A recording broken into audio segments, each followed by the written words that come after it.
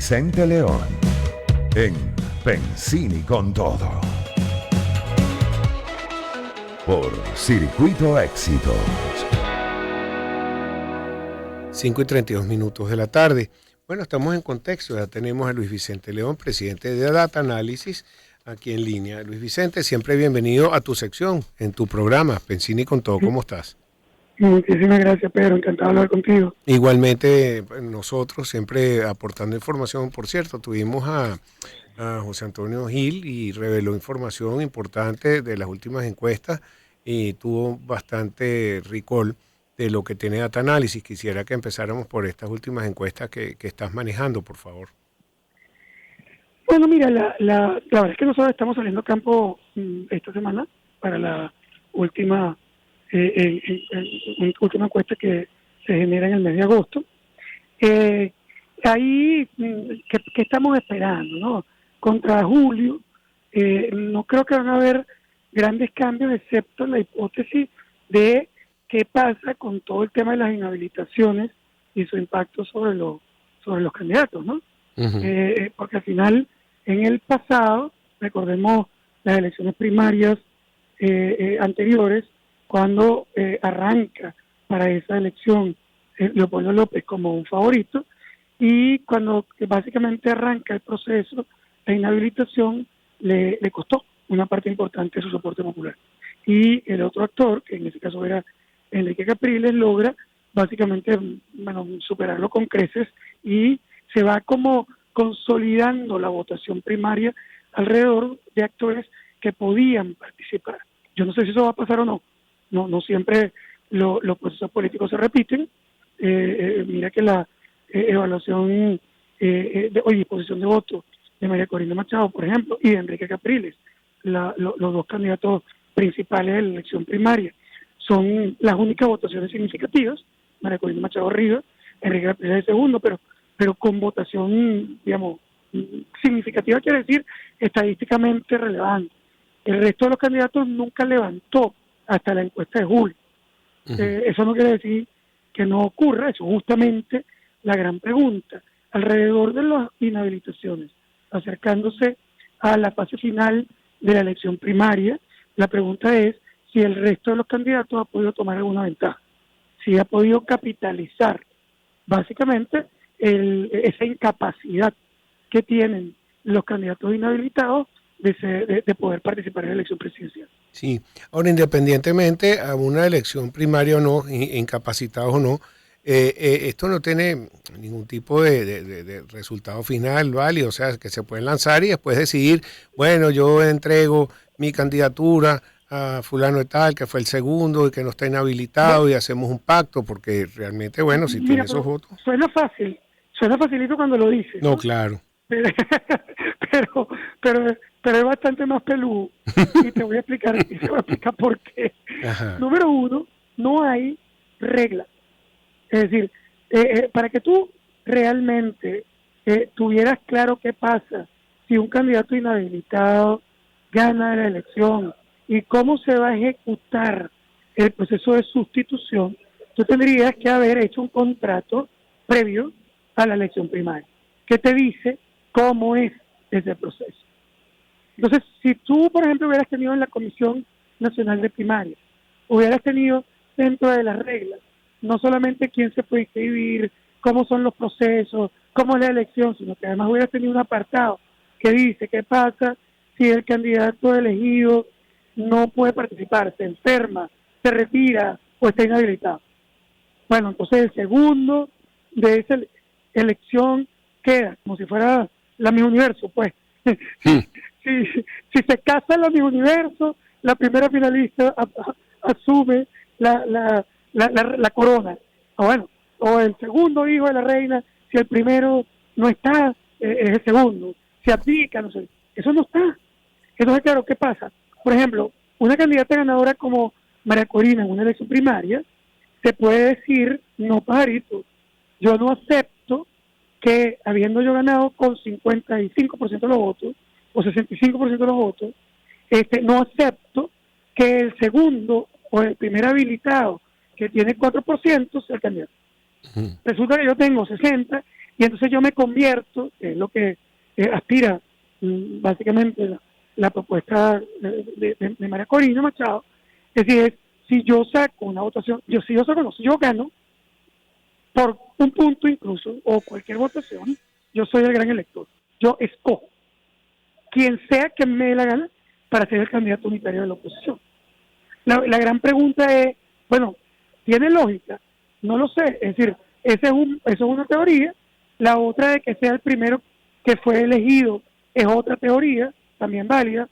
La tercera es lo que ocurrió en Marina, que es que se ponen de acuerdo entre todos y escogen un candidato que los represente a todos, no al ganador, sino a la oposición, en acuerdo integral.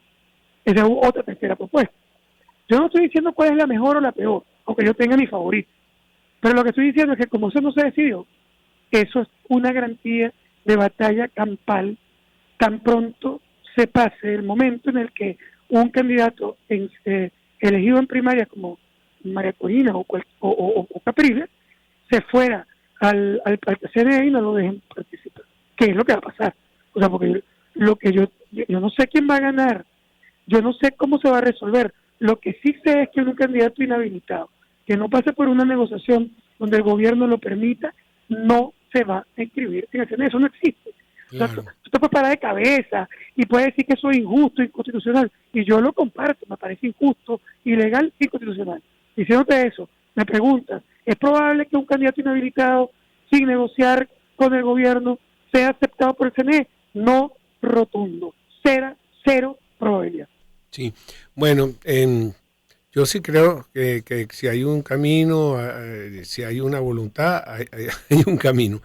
Se tendrán que poner de acuerdo, tendrán que, a juro, y yo no creo que si María Corina tiene la mayoría, no se va a poner de acuerdo antes. Mira, si yo fallo tal y tal cosa, no va a luchar, o la gente misma va a decir, bueno, si yo quiero que él sea el presidente o la presidenta, yo voy a votar por mi persona. Ahora lo que hay que comparar, y es lo importante que me decía José Antonio el lunes, es que, mira, el chavismo tiene un 12%, que parece bajo, pero tiene 11% que sí va a votar por el presidente, mientras que la oposición tiene un 30%, pero no sabemos si tiene un 11, 9% el mejor candidato. Tú hablabas también de candidaturas liliputienses. ¿Cómo va esa lucha? Esa... Bueno, eso sí ha cambiado, Pedro, ¿no? Hay varias cosas que han cambiado. No ha cambiado tanto la motivación electoral, no. Eso sigue todavía, se ha calentado un poco el ambiente, pero no está todavía caliente. Pero lo que sí es verdad es que ya los candidatos no son, digamos, inexistentes. María Corina Machado tiene un respaldo popular importante, no es una candidata liliputiense. Para Capriles tampoco, para la primaria, pero es que para la presidencial, que tampoco son los mismos necesariamente, por ejemplo, Benjamín Rousseau tampoco es liliputiense nada en la disposición de voto presidencial. O sea, tiene una votación significativa. Entonces, o potencial, ¿no? Significativa. Entonces, eso sí cambió. Se han ido, digamos, consolidando algunos respaldos populares alrededor de líderes concretos. Eso sí está ocurriendo. Ahora, conste que ese término lo usaste tú, no yo te lo leí. No, yo. No, Mosca. Ahora me pone así, pero no es liliputiense, pero eso lo saqué de ti. Lo que realmente ocurre es que en el análisis político tú tienes fotos. Si vas a ver la película, va cambiando. La gente te dice, es que tú dijiste que fulano estaba de primero y ahora me está diciendo que está de tercero. Mira, si el primero no pudiera pasar a la tercera posición, ¿para qué yo hago una sola encuesta y ya sé quién va a ganar? Y no vuelvo a hacer ninguna otra. Y ¿para qué van a hacer publicidad si ya sabemos que ese tipo no se va a mover? O sea, tú no encuentras eso absolutamente absurdo. Es decir, cuando nosotros hablamos, esos candidatos eran enanos y ninguno resaltaba. Hoy, María Corina Machado resalta, ha logrado consolidar su proceso. Benjamín Rousseau resalta también en la presidencial. Es decir, tiene una votación significativa. ¿Y eso qué significa? Que se producen cambios en el camino. Eso es todo. Y se van a producir muchos más. En el camino. Bueno, y arrancó una campaña que también puedes ir sumando seguidores. Claro, Y cuando, por ejemplo, José Antonio te dice que el chavismo tiene 12%, también es un número absolutamente movible. ¿Por qué? Sí, tiene 12%, es cierto, en disposición de voto, pero tiene 23% en evaluación de gestión. Eso quiere decir que ya de plano tú tienes un rango de movimiento en una campaña con plata y capacidad de movilización que lo puede llevar de 12 al 23, que ha ocurrido en otras campañas en el pasado. Y si el gobierno llega a 23-25% y la abstención es 50%, como su votante, si es un votante que participa, que no es abstencionista, entonces ya tú estás hablando de que él tiene nada más y nada menos que la mitad de los votos sin haber hecho ningún evento fraudulento. La mitad de los votos efectivos. Entonces, cuando tú dices 25, no lo puedes ver, si no lo interpretas desde el punto de vista de la votación efectiva. Porque lo que ha ocurrido en muchos eventos electorales previos es que el gobierno no era favorito, pero ganaba. Algunos interpretan que ganaba porque hacía trampa, bueno, quizás por ventajismo, etcétera, sin duda. Pero el tema central, el tema real, es que ese mismo chavismo fue una fuerza política, ese chavismo era una fuerza política que logró producir abstención en su adversario y producir voto en su seguidor. Entonces, él puede ser 20%, pero se puede convertir en 60% si la gente opositora no vota o si se fractura. Entonces, ve, ese elemento básicamente es un elemento, digamos, crítico, clave, fundamental en el proceso político, en la interpretación electoral. Mira, tengo que ir un momento a pausa, Luis Vicente, regresamos contigo, ¿ok? ¿Cómo? Era Luis Vicente León, presidente de Data Análisis. Vamos a escuchar el tema del circuito. Una oportunidad para empezar. 2023. Circuito Éxitos. Caracas, Maracay, Puerto La Cruz, Puerto Ordaz. Barquisimeto, El Vigía, Mérida, Táchira. Margarita, Maracaibo, Maturín. Circuito Éxitos. Encontremos más motivos para compartir. Sonidos. En primera fila.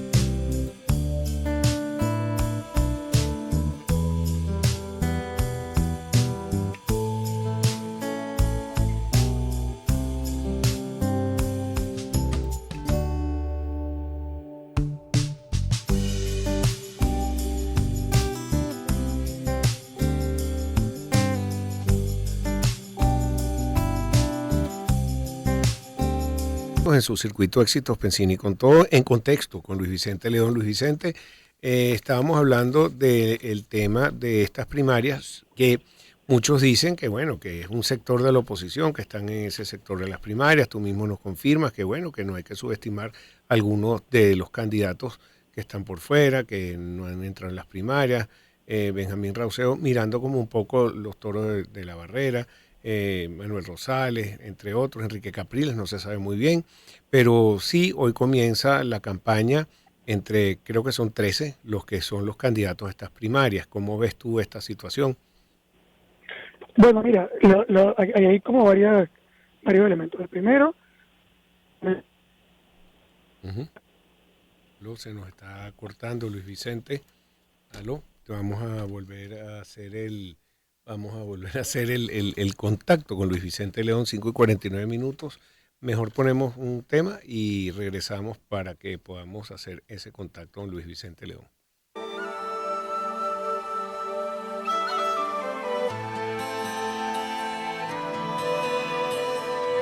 Una oportunidad para empezar. 2023. Circuito Éxitos. Caracas, Maracay, Puerto La Cruz, Puerto Ordaz. Barquisimeto, El Vigía, Mérida, Táchira. Margarita, Maracaibo, Maturín.